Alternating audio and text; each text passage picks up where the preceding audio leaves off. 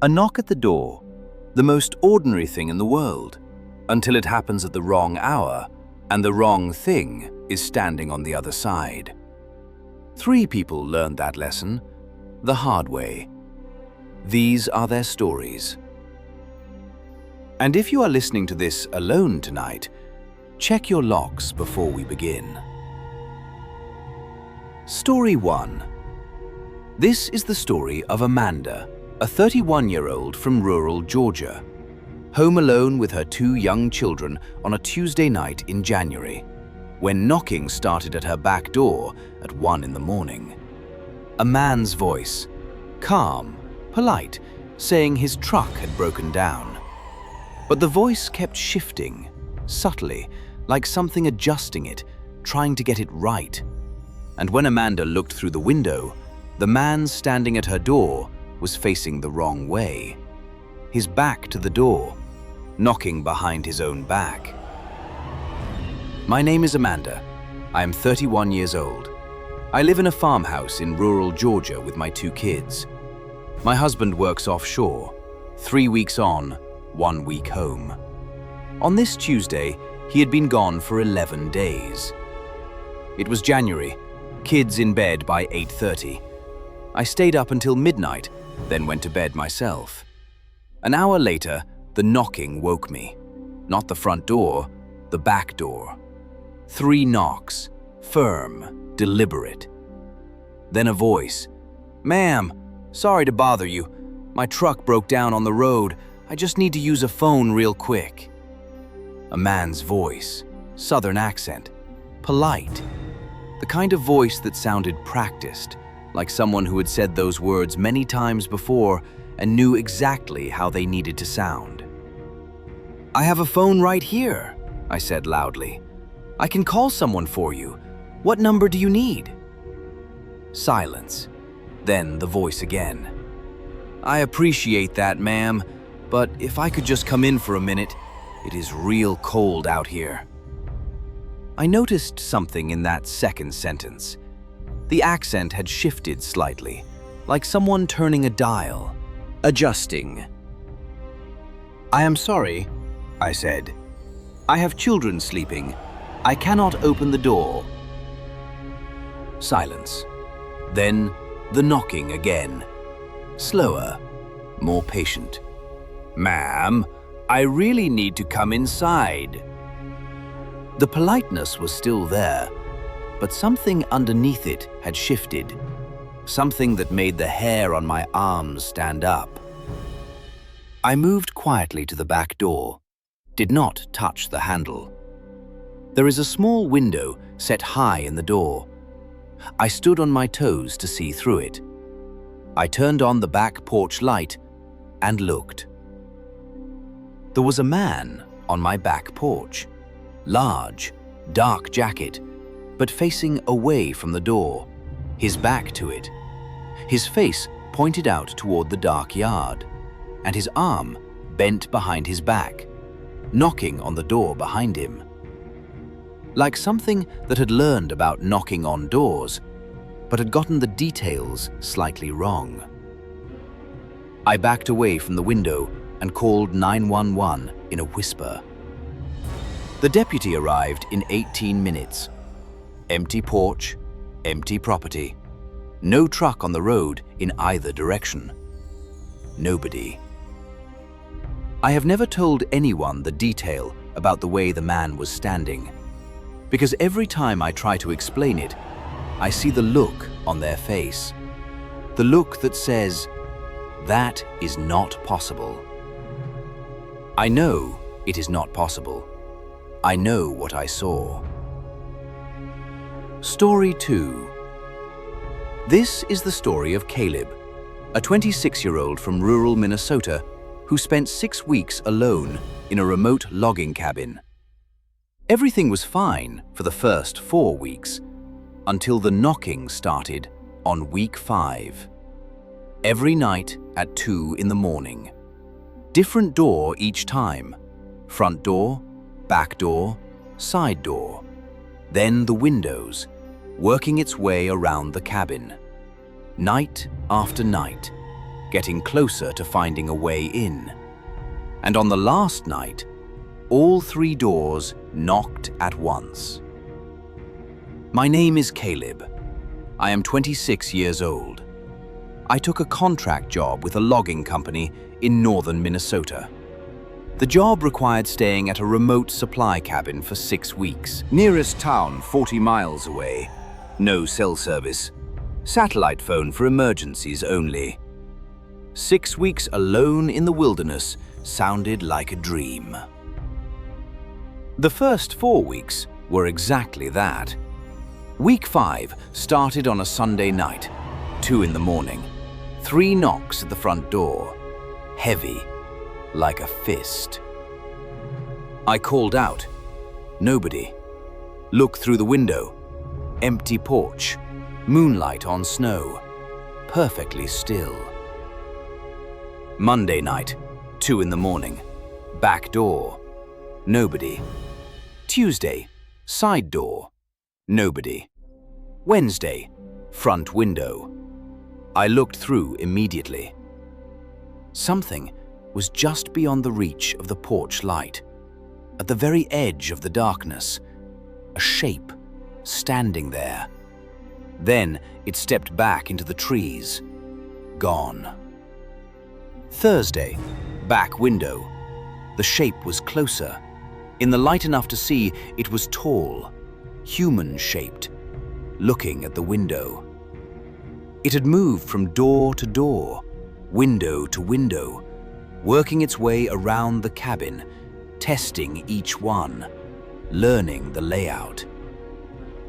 Friday night, I did not sleep. I sat in the center of the main room with every light on, satellite phone in my hand, watching the clock approach 2 in the morning. At 1:58, the knocking started. Every door simultaneously. Front, back, side, all 3 at once. 3 knocks each, in perfect unison. I called the logging company emergency line. They said they would send someone at first light. The knocking stopped at 2:15. I sat in the center of that room until sunrise. When the truck arrived at 8 in the morning, I was on the porch with my bag already packed. I asked the driver to check the perimeter before we left. He came back looking pale. Footprints in the snow, circling the cabin, going from door to door, window to window, over and over. The snow worn down by repeated circling, like something had been walking that circuit around the cabin for days. I did not finish the contract.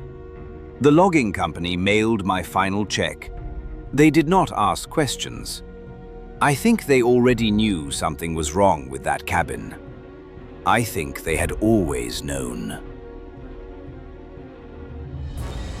Story 3. This is the story of Rachel, a 38-year-old from upstate New York, who received 5 knocks at her apartment door every night at exactly midnight. Never anyone in the hallway. She installed a camera. The camera showed the knocks happening, but showed no one at the door.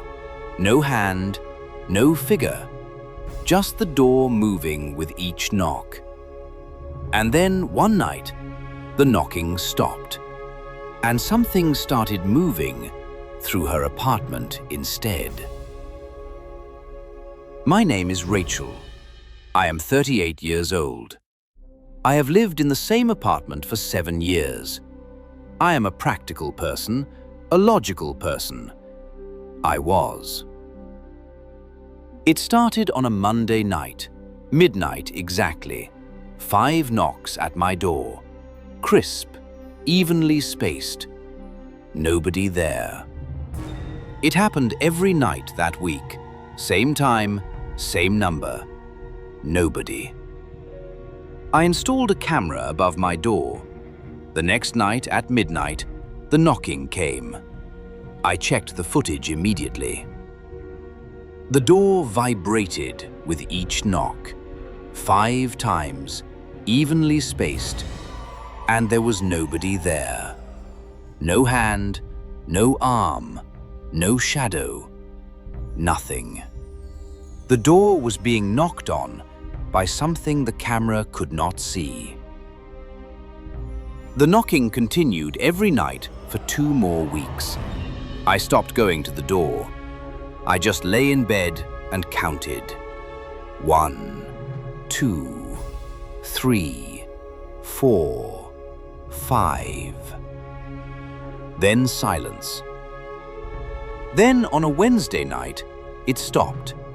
Midnight came and went. No knocking. I finally relaxed, closed my eyes. My phone rang. My downstairs neighbor, Alan. "Rachel," he said, "I am hearing someone in your apartment, moving around. Are you okay?"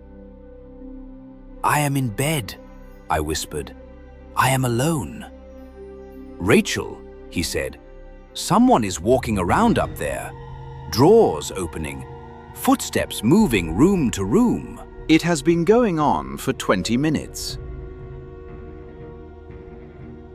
I sat perfectly still and listened. He was right.